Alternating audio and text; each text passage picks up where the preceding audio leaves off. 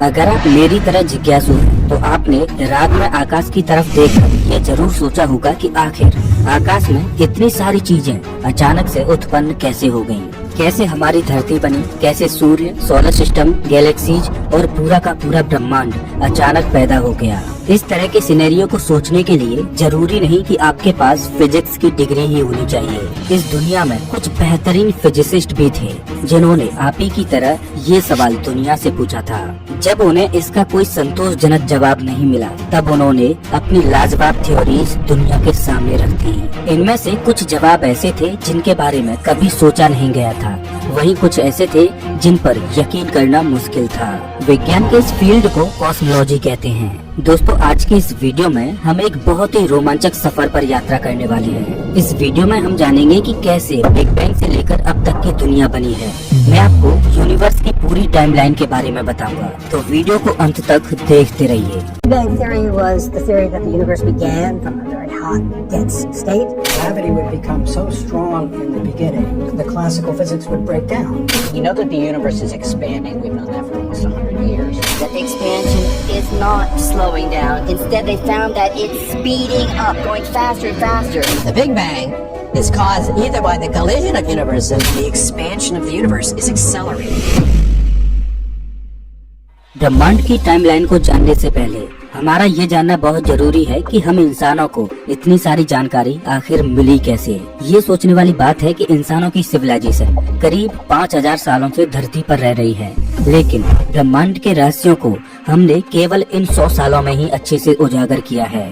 साल 1920 के समय में एडविन हबल नाम के एक वैज्ञानिक ने दुनिया को बताया था कि ब्रह्मांड में हमारी मिल्की वे गैलेक्सी के अलावा दूसरी गैलेक्सीज भी मौजूद हैं। इस खोज के बाद हमें ये भी पता चला कि ये आकाश गंगाएं हमसे लगातार दूर होती जा रही हैं। इस खोज से ये निष्कर्ष निकला कि हम एक एक्सपेंडिंग यूनिवर्स में रह रहे हैं, यानी एक ऐसा ब्रह्मांड जो लगातार बड़ा होता चला जा रहा है। बिल्कुल इसी एग्जैक्ट थ्योरी के बारे में आइंस्टाइन की जनरल थ्योरी ऑफ रिलेटिविटी ने भी अनुमान लगाया था, वो भी इसके 100 साल पहले।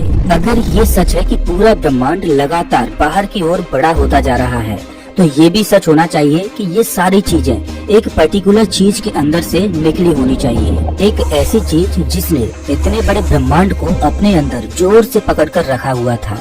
जरूर वक्त में एक ऐसा समय भी आया होगा जब ये अकेले पूरे ब्रह्मांड को अपने अंदर समाये नहीं रख सकती थी और अंत में ये चीज जोर के धमाके में फट गई होगी। साल 1949 में इसी धमाके को मजाक में द बिग बैंग कहा गया था। बिग बैंग की बहस साल 1960 के अंत तक चलती रही और जब अंत में पूरी दुनिया ने इस पर यकीन कर लिया, तो दो ब्रिलियंट वैज्ञानिकों ने कॉस्मिक माइक्रोवेव बैकग्राउंड की डिस्कवरी सबके सामने रखी। कॉस्मिक माइक्रोवेव बैकग्राउंड यानी CMB बिग बैंग के होने का डायरेक्ट सबूत है। ये एक तरह का माइक्रोवेव रेडिएशन है जो दुनिया के हर एक कोने से निकलता है। ऐसा कह सकते हैं कि ये बिग बैंग के होने के अवशेष हैं। साल 1970 में डार्क मैटर के होने को भी वेरा रोबिन नाम के वैज्ञानिक ने कंफर्म किया था। उन्होंने खोजा कि लगभग सभी गैलेक्सीज के आखिरी छोर पर जो तारे होते हैं वो उतनी ही तेजी से घूम रहे हैं जितनी तेजी से अंदर के तारे घूमते हैं।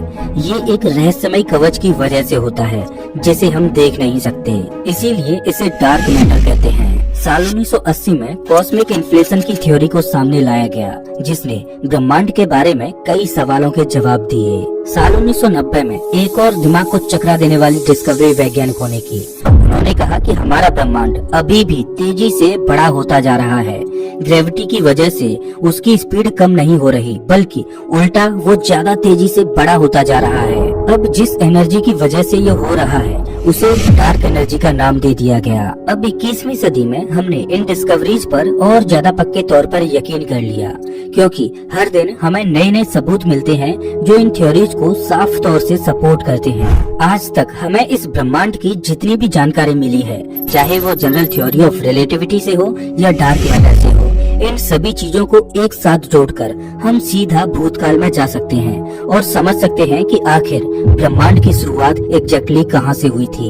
इंसानों ने एक बात तो कंफर्म कर ली है कि ब्रह्मांड लगातार बड़ा होता जा रहा है, तो इसका मतलब ये भी है कि भूतकाल में एक समय ऐसा भी रहा होगा जब ये यूनिवर्स बहुत ही ज्यादा छोटा रहा होगा। ब्रह्मांड के इस मूवमेंट को सिंगुलैरिटी कहा गया है अब बहुत सारे वैज्ञानिक मानते हैं कि हमारा ब्रह्मांड एक एटम जितना छोटा शायद नहीं रहा होगा और ये एक तरह से पैराडॉक्स जैसा दिखाई देता है। लेकिन फिर आप बोलोगे कि अगर यूनिवर्स के क्रिएशन की स्टोरी के पहले ही पेज में अगर पैराडॉक्स है तो मैं आपकी किसी भी बात पर यकीन क्यों करूं? सच बताऊं तो आपका ये सोचना बिल्कुल सही है, लेकिन ये भी सच है कि अगर हम इस बात को भूल जाएं कि हमारा ब्रह्मांड एक बहुत ही छोटे से बिंदु से शुरू हुआ था, तो वैज्ञानिकों द्वारा बनाए गए आजकल के मॉडल्स में दूसरी साइंटिफिक चीजें परफेक्ट तरीके से फिट हो जाती हैं। हम ऐसा करते हैं कि उस समय में ही पहुंच जाते हैं जब इस तरह का कोई ग्लिच मौजूद ही नहीं था। कल्पना कीजिए कि एक स्विमिंग पूल के साइज के जितना बड़ा बॉल है जो कि अंदर से बहुत गर्म और पदार्थों से भरा हुआ है।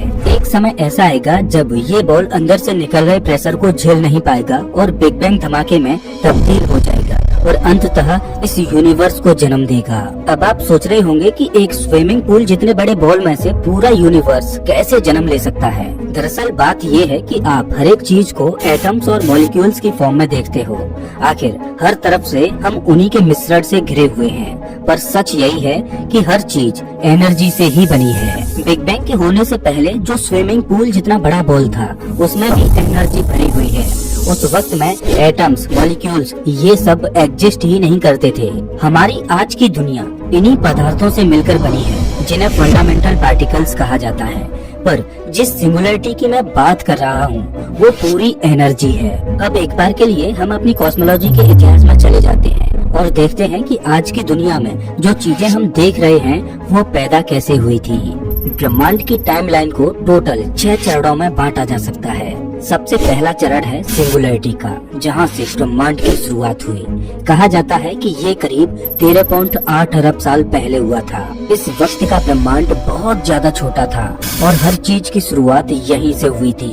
एक छोटा सा डॉट जिसमें संपूर्ण ब्रह्मांड समाहित था। इतिहास में एक समय ऐसा आया जब ये छोटा सा डॉट फट गया और अपने अंदर की चीजों को बाहर की तरफ फेंकने लगा। इसे कॉस्मिक इन्फ्लेशन कहा गया है और यही यूनिवर्स का दूसरा चरण है। इसमें यूनिवर्स अचानक ही एक छोटे से न्यूक्लियस से बड़े स्विमिंग पूल में बदल गया।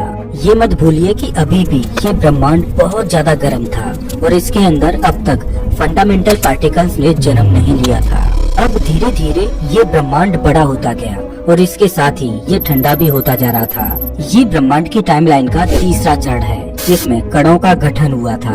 धीरे धीरे फंडामेंटल पार्टिकल्स ब्रह्मांड में पैदा होने लगे और उन्होंने अपने अंदर मास को पैदा करना शुरू किया। जैसे जैसे ब्रह्मांड का तापमान कम हो रहा था ये पार्टिकल्स एक दूसरे से मिल रहे थे और बड़े पदार्थों में तब्दील हो रहे थे। जब मैं आपको बताऊंगा कि ये तीनों चरण कितनी देर में खत्म हुए थे तो आप पक्का चौंक जाओगे। एक सिंगुलरिटी से फंडामेंटल पार्टिकल बनने में केवल 3 मिनटों का ही समय लगा था और इतने समय में तापमान करीब 1 बिलियन केल्विन तक गिर गया था। कुछ प्रोटॉन्स और न्यूट्रॉन्स ने एक दूसरे के साथ मिलना शुरू कर दिया और हीलियम न्यूक्लियाई को जन्म दिया। जब इस पूरे चरण का अंत हुआ तब दुनिया में करीब 75% हाइड्रोजन के न्यूक्लियाई थे और 25% हीलियम के न्यूक्लियाई थे। न्यूक्लियाई बेसिकली प्रोटॉन और न्यूट्रॉन से बना हुआ होता है और हमारे चारों ओर की सभी चीजें इसी से बनी होती हैं। ऐसा कहा जा सकता है कि ये ब्रह्मांड के बहुत ही छोटे कण हैं। ऐसे लाखों करोड़ों कणों के मिश्रण से हम सभी बने हैं। हाइड्रोजन और हीलियम के अलावा ब्रह्मांड में थोड़ा बहुत लिथियम भी पैदा हो गया। अब परेशानी ये थी कि इलेक्ट्रॉन्स और प्रोटॉन्स अभी भी ब्रह्मांड में फ्री होकर घूम रहे थे। जब ये दोनों ही पदार्थ एक दूसरे से मिलते हैं तभी तो किसी बड़ी चीज का फॉर्मेशन होता है, लेकिन उस वक्त में एनर्जी इतनी ज्यादा थी कि इन दोनों को मिलने ही नहीं दे रही थी। इस चरण में अभी भी किसी भी तरह की रोशनी नहीं बनी थी और ये सारे ही प्रोसेस गुप्त अंधेरे में हो रहे थे। ये सब बदल गया 5वें चरण में जब एटम्स का इजाद हुआ। लेकिन इस 5वें चरण तक पहुंचने के लिए हमारे ब्रह्मांड को 3,80,000 साल लग गए थे। ब्रह्मांड का तापमान अब 3000 केल्विन तक आ गया था। हमारा ब्रह्मांड इस स्टेज तक करीब 83 मिलियन लाइट ईयर्स जितना बड़ा हो गया था। जब इलेक्ट्रॉन्स और प्रोटॉन्स फाइनली मिल गए तो उन्होंने फोटोन यानी कि लाइट पार्टिकल के फ्लो को भी शुरू कर दिया और ब्रह्मांड में पहली बार दिखाई देने वाली रोशनी का जन्म हुआ। ये रोशनी एक तरह का रेडिएशन है जो अंतरिक्ष के हर एक पॉइंट से निकलती है और जिसे कॉस्मिक माइक्रोवेव बैकग्राउंड कहा जाता है। ये रोशनी असल में बहुत ही ज्यादा एनर्जी से भरी हुई थी, लेकिन क्योंकि हमारा ब्रह्मांड लगातार फैल रहा था, इसीलिए इसने इस रोशनी को भी खींचकर इसकी एनर्जी को बहुत ही ज्यादा कम कर दिया। ब्रह्मांड के इस चरण में ये केवल हाइड्रोजन, हीलियम और थोड़े बहुत लिथियम से भरी हुई दुनिया थी। अब असली सवाल ये आता है कि इस चरण से हम सोलर सिस्टम के स्टेज तक कैसे पहुँचे।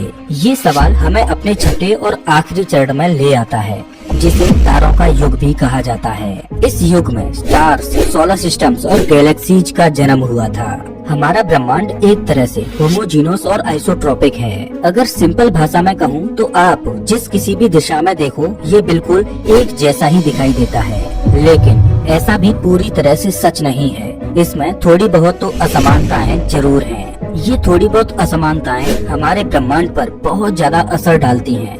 ये ब्रह्मांड के स्ट्रक्चर को समझने में मदद करती हैं। आप ही एक बात सोचिए कि अगर चारों तरफ चीजें एक जैसी दिखाई देंगी और एक छोटी सी जगह पर कुछ असमानताएं ऑब्जर्व की जाएंगी, तो क्या वैज्ञानिक इससे उत्तेजित होंगे या नहीं? हमारे ब्रह्मांड को सबसे पहले गैलेक्सीज बनानी थी और गैलेक्सीज बनाने के लिए उसे पहले स्टार्स बनाने थे।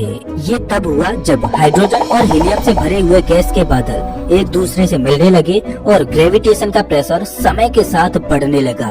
वक्त के साथ ये प्रेशर इतना ज्यादा हो गया कि बड़े गैस के बॉल्स तेज ज्वाला में जलने लगे और स्टार्स में तब्दील हो गए। अब ब्रह्मांड में ऑफिशियली डार्क एज खत्म हो गई थी। तारों ने ब्रह्मांड में रोशनी फैला दी थी। तारों के अंदर हाइड्रोजन फ्यूज होकर हीलियम में बदलने लगी और इस फ्यूजन प्रोसेस में एनर्जी रिलीज होने लगी। अब हीलियम भी लिथियम के साथ रिएक्शन करने लगा, फिर लिथियम दूसरे एलिमेंट्स के साथ रिएक्शन करने लगा। ऐसा बहुत समय तक चलता रहा। ऐसे ही तारों की कोर में वो एलिमेंट्स भी पैदा होने लगे जिनसे आगे चलकर जीवन का जन्म होने वाला था, जैसे कि ऑक्सीजन, कार्बन और नाइट्रोजन। ये शुरुआती स्टार्स हमारे सूर्य के मुकाबले काफी ज्यादा बड़े थे। इस वजह से इनकी रोशनी भी बहुत ज्यादा तीव्र थी। इसी वजह से इनकी लाइफ साइकिल भी बहुत कम हुआ करती थी। दरअसल इतनी ज्यादा रोशनी छोड़ने के लिए तारों को बहुत सारी ऊर्जा जलानी पड़ती थी और इसीलिए बदले में स्टार्स अपनी एनर्जी को ज्यादा तेजी से गवा देते थे। ये शुरुआती स्टार्स केवल कुछ ही मिलियन सालों तक जिंदा रहते थे और अंत में एक बड़े सुपरनोवा धमाके में खत्म हो जाते थे। तारों की कोर में जो फ्यूजन प्रोसेस होता था वो आयरन को बनाने के बाद बंद हो जाता था, क्योंकि आयरन से ज्यादा भारी एटम्स को बनाने के लिए ज्यादा एनर्जी की जरूरत होती है। जैसे ही एक तारे की कोर में आयरन बनना शुरू हो जाता है, वैसे ही उसकी मौत का काउंटडाउन भी शुरू हो जाता है। एक बात आपको बता दूं कि सुपरनोवा धमाके केवल बहुत सारी ऊर्जा रिलीज करने वाले धमाके नहीं होते हैं, बल्कि इस धमाके में जीवन को पैदा करने वाले बहुत से एलिमेंट्स जो तारों की कोर में बनते हैं वो भी अंतरिक्ष में रिलीज हो जाते हैं। ब्रह्मांड की शुरुआत में बहुत सारे सुपरनोवा एक्सप्लोजन्स हुए थे जिनके अंदर से इन एलिमेंट्स के अवशेष निकले थे। वक्त के साथ ये अवशेष एक दूसरे से जुड़ने लगे और सेकंड जनरेशन के स्टार्स का जन्म हो गया। जिस तरह आज इंसान एवोल्यूशन के जरिए इतने स्मार्ट और इंटेलिजेंट बन गए हैं, उसी तरह स्टार्स भी कई जनरेशंस के थ्रू गुजरने के बाद आज इस जगह पर हैं। हमारा सूर्य, सौरमंडल और हम सभी पुराने तारों के अवशेषों से ही बने हैं। ये कहना गलत नहीं होगा कि मैं, आप और ये धरती सभी तारों की धूल यानी स्टारडस्ट से बने हैं। हमारा सूर्य जब इतना ज्यादा भारी हो गया कि वो अपनी कोर में हाइड्रोजन एलिमेंट्स को फ्यूज कर पाए, तब उसने भी रोशनी फेंकना शुरू कर दिया। सूर्य के जन्म के बाद उसके पास जो बचे कुचे अवशेष थे जिनमें हेवी एलिमेंट्स थे, उन्होंने एक प्रोटोप्लैनेटरी डिस्क को बना लिया। इस प्रोटोप्लैनेटरी डिस्क में डस्ट, गैसेज और एलिमेंट्स कई मिलियन सालों तक मिलने लगे और प्लैनेट्स को जन्म देने लगे। इसी तरह से हमारी धरती भी बनी थी। अब एक गैलेक्सी भी तारों के बड़े झुंड का समूह होती है जिनमें बहुत सारी गैसें और धूल मौजूद होती है। लेकिन अब प्रॉब्लम ये है कि जो पदार्थ वैज्ञानिकों को दिखाई देते हैं वो एक गैलेक्सी की विशालता के सामने बहुत ही ज्यादा कम है। गैलेक्सीज में मौजूद तारों को तीव्र ग्रेविटेशनल फोर्स ने होल्ड करके रखा हुआ है, ये बात तो पक्की है। लेकिन ये बात भी सच है कि जितनी भी चीजें हमें अपनी गैलेक्सी में दिखाई देती हैं, उनके पास इतना ज्यादा ग्रेविटेशनल फोर्स नहीं है कि वो पूरी आकाश गंगा को संभाल कर रख पाए। इसीलिए वैज्ञानिकों ने अनुमान लगाया कि हमारे ब्रह्मांड में एक अदृश्य चीज है जो ग्रेविटेशनल फोर्स को पैदा करती है, जिससे गैलेक्सीज स्टेबल रहती हैं। और इस अदृश्य चीज को डार्क मैटर का नाम दिया गया है। ये डार्क मैटर ना तो रोशनी को अपने अंदर लेता है और ना ही किसी तरह की रोशनी को छोड़ता है। वैज्ञानिकों का ये तक कहना है कि आज जो गैलेक्सीज आप देख रहे हो, इन्हें बनने में डार्क मैटर का एक बहुत बड़ा हाथ रहा है। उनका कहना है कि डार्क मैटर ने मिलकर ग्रेविटेशन का एक पूल बना दिया था, जिसने सभी पदार्थों को अपनी तरफ खींचकर तारे और दूसरे ग्रहों को जन्म दे दिया। अब जैसे जैसे ब्रह्मांड की आयु बढ़ रही है, डार्क मैटर भी बहुत ही प्रभावी बन गया है। ब्रह्मांड में एक और अदृश्य चीज है जिसकी प्रॉपर्टीज डार्क मैटर के उलट हैं, जो आज ब्रह्मांड को बहुत ही ज्यादा अफेक्ट कर रही है। जी हाँ, आप सही समझे, डार्क एनर्जी। आज यूनिवर्स जिस तेजी से बड़ा हो रहा है, वैज्ञानिकों का पूरा यकीन है कि ये आने वाले समय में रुकने वाला तो नहीं है, और इसके पीछे का मुख्य कारण है डार्क एनर्जी। लेकिन वैज्ञानिक ये भी कहते हैं कि इस बड़े होते हुए ब्रह्मांड के अफेक्ट को हमारे ऊपर पड़ने में 150 बिलियन सालों का समय लग जाएगा। आज इंसानों के लिए सबसे बड़ा सवाल डार्क मैटर और डार्क एनर्जी है। अगर हम डार्क मैटर और डार्क एनर्जी के बारे में जान जाएंगे तो ऐसा समझ लीजिए कि हम अपने पूरे ब्रह्मांड के बारे में जान जाएंगे। तो दोस्तों, ये थी ब्रह्मांड की टाइमलाइन, जिसमें हमने जाना कि कैसे एनर्जी से मैटर बना और कैसे गैलेक्सीज बनी, कैसे तारे और ग्रहों का जन्म हुआ। अगर आपको ये वीडियो अच्छा लगा हो तो इसे लाइक करें। वैसे आप हमारा ये वीडियो कौन से शहर से देख रहे हो, हमें कमेंट करके जरूर बताएं। मिलता हूँ मैं आपसे एक नई वीडियो में, तब तक के लिए नमस्कार।